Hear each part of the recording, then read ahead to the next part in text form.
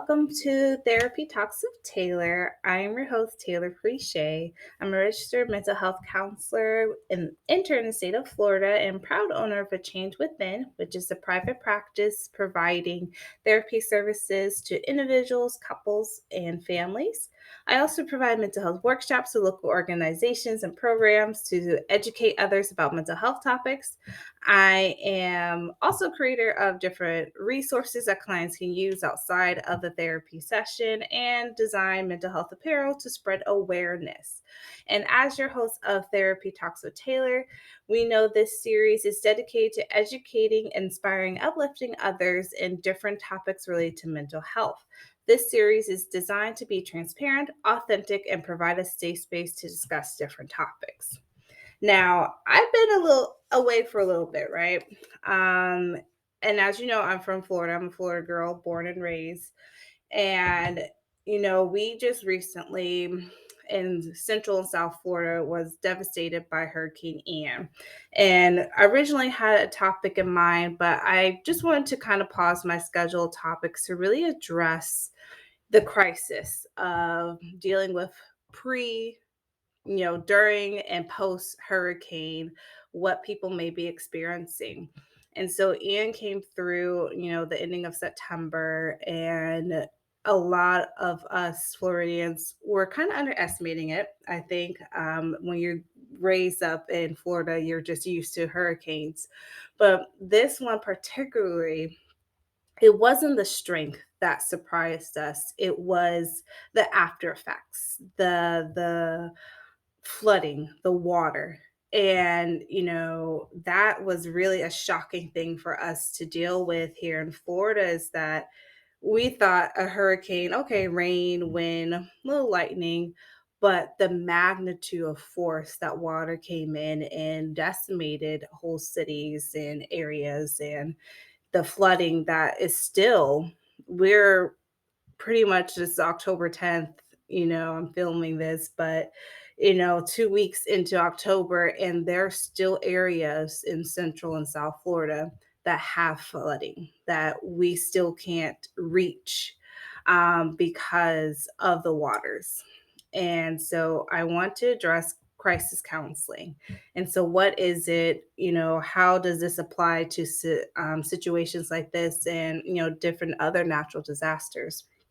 So, crisis counseling comes in and addresses traumatic events. And typically, it's, short term, it's response to the situation, deals with the crisis, and to support. It's not necessarily the long term counseling that we deal with the trauma afterwards, but it's to address the specific need. And so, the therapy is looking to reduce the stress, is looking to provide emotional support, to bring, clients into the here and now and to process the grief that may be surrounding the traumatic event. You look at, for example, Hurricane Ian, we have those who have lost loved ones and who've lost probably property. I just recently saw a story of 99-year-old World War II nurse vet decimated her house, and to have that, in that late stage of life, to be without. And so it is a lot of processing that grief of loss of your livelihood. And, we work with clients in crisis to bring back to the awareness of now and to kind of understand our emotional responses. And the idea with crisis counseling is to work on regaining control. Because when we experience natural disasters and we're left with the cleanup, the recovery, it feels like nothing is in control. We had a livelihood, we had a routine, we had a daily schedule, and this force of nature disrupted that. And no longer can we go about our normal life. A lot of times we hear in the news or in circulation, oh, return to normal, return to normal. That's the quote. We're trying to get back to normal. But for most people, there is no get back to. You think about how your life happened prior to this natural disaster, prior to this event.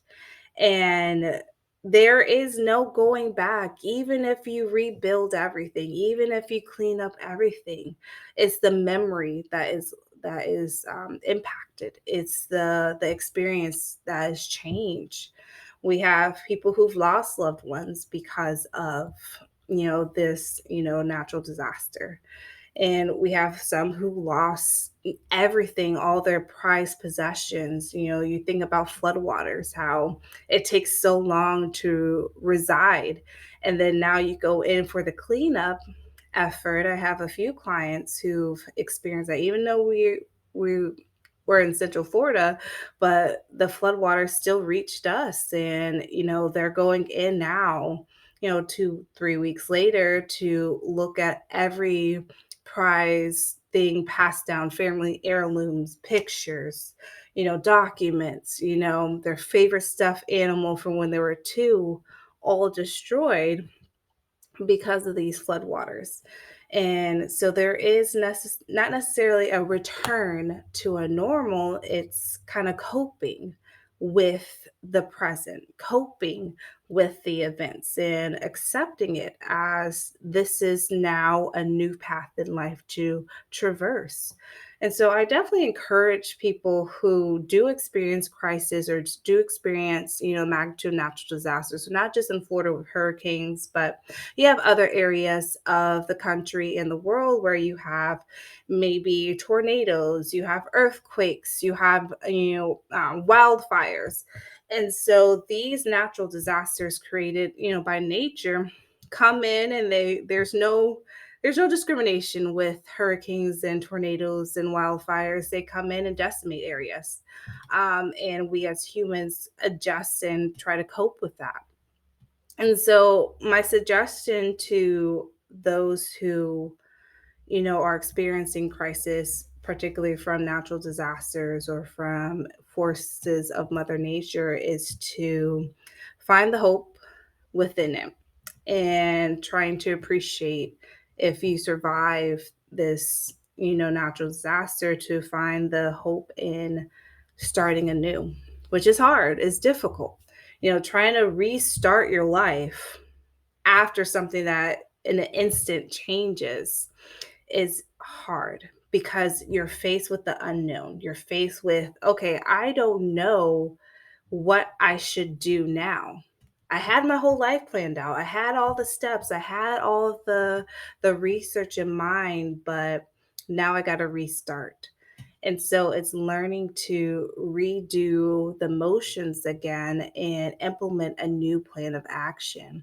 So I encourage those: surround yourself with a support system. Find others who may have experienced the same things as you, so that you're not alone. When you surround yourself with people who have the similar experience as you, it creates a sense of community. It makes it feel like you're not alone in this. They too went through something equally as unfortunate, and it creates this, connection with just human existence and human experience.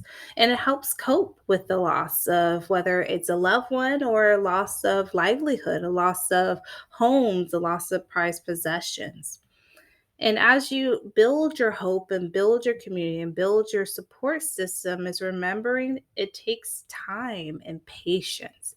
Being grace, applying grace to it, saying that it's going to take that time for your emotions to cope with it, and knowing that it's okay to still go through a cycle of anger, cycle of denial, or frustration or sadness, that there's no timetable that you have to place on your recovery of self. How to recover after this natural disaster that hits is that when it feels right for you to move forward and move on, you'll know it. And don't let anyone try to rush you through that. Oh, it's been 3 weeks, get over it. No, take your time with it, because you are the one experiencing this loss. You're the one having to recover from this natural event. And knowing yourself, give yourself time, give yourself that grace and patience to heal.